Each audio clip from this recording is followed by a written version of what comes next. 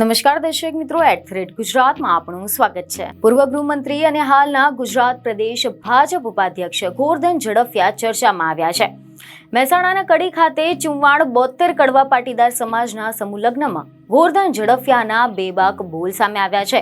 સમાચાર એવા મળી રહ્યા છે કે તેમને જાહેર મંચ પરથી સમાજના યુવાનોને ટકોર કરતા કહ્યું હતું કે ઘરમાં પીળું પાણી રાખતા હોય તો તે છોડી દેજો। દીકરી અને પત્નીને પૂછી જોજો કે પરિણામ શું આવે છે। આપણે બધાએ બહાર નહીં પરંતુ અંદરથી સુધરી જવાની જરૂર છે। બાપ દાદાઓની જમીન ઓળી ગાડી લેવા માટે ન વેચતા પેટે જરૂર પડે તો જ વેચજો।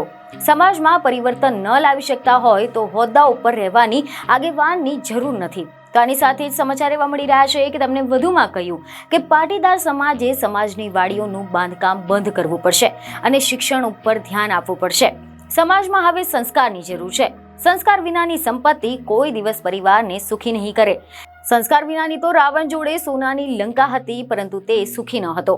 પાટીદાર સમાજને સંસ્કારની ઓળખ મળી છે। આપણા વડવાઓએ સંપત્તિ નહીં પરંતુ સંસ્કાર આપ્યા હતા, તેની આ ઓળખ છે। ગામડાઓમાં ખેતી ઉપર નિર્ભર રહી શકાય તેવું નથી અને ગામડાઓમાં કોઈ છોકરી આપવા માટે તૈયાર નથી તેવી સામાજિક સ્થિતિનું નિર્માણ થઈ ગયું છે અને હવે શિક્ષણ ઉપર ભાર મૂકવાની ખૂબ જ જરૂર છે। તમે જણાવી દઈએ કે અહેવાલ એવા મળી રહ્યા છે કે મહેસાણાના કડી ખાતે 74 કડવા પાટીદાર સમાજના સમૂહ લગ્ન યોજાયા હતા અને આ સમૂહ લગ્નમાં પૂર્વ નાયબ મુખ્યમંત્રી નીતિનભાઈ પટેલ, ભાજપ પ્રદેશ મહામંત્રી રજની પટેલ, ધારાસભ્ય હાર્દિક પટેલ, સાંસદ હરિભાઈ પટેલ સહિતના નેતાઓ ખાસ ઉપસ્થિત રહ્યા હતા।